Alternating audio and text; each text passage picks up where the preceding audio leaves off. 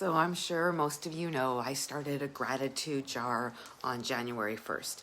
And every time something good happens to me, whether it's something that just made my heart feel full, that made me feel so connected, seen, heard, joyful, calm, just like that really good feeling inside, I write it on a little piece of paper and I drop it in. You guys all know that. I talk about it, right?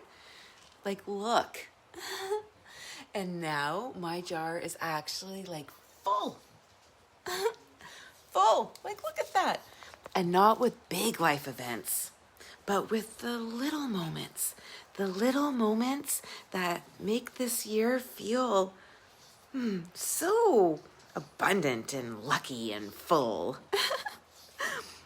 So I got so excited about it. I even made a video a while ago, which I'm sure some of you have seen, about how starting a summer jar, right? So it's just capturing the good feels and moments from June to August or July to August, right?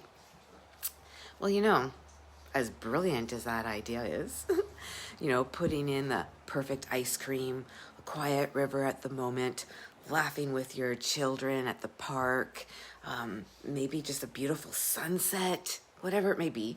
And then at the end of the summer, you read it and you read them all back and you realize, wow, yeah, like you really lived. You really do have a good life. Good things do happen to you.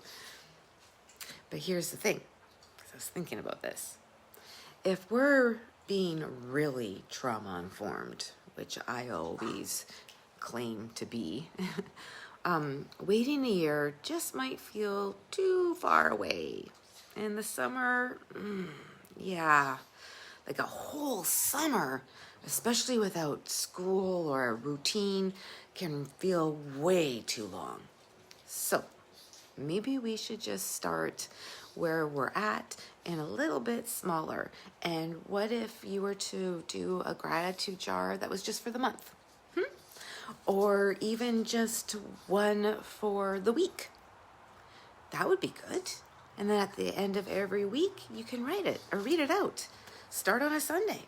And all week, look for those little good things. That's kind of the trick and the really cool thing about this. Because, as we all know, brain science nerd, so brain science alert.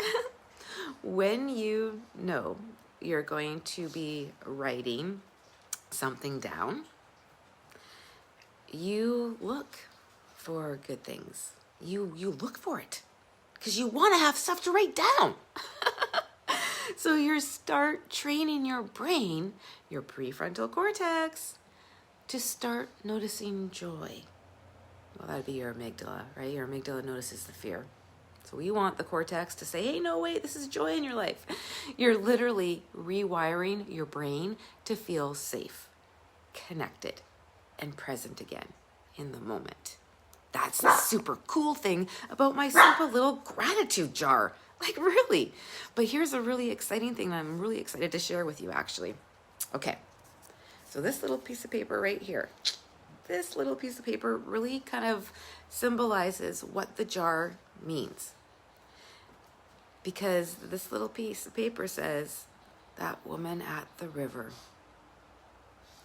And then my heart just fills with joy and gratitude. She was just some random woman camping.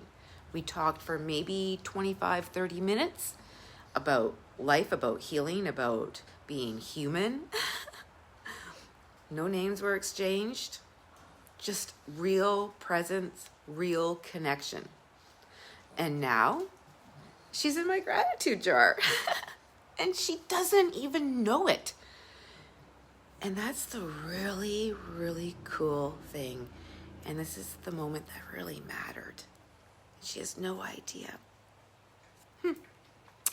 And that's the whole point.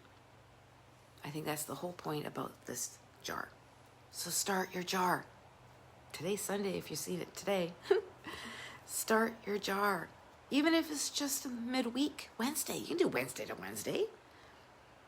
there's something beautiful waiting for you to notice it.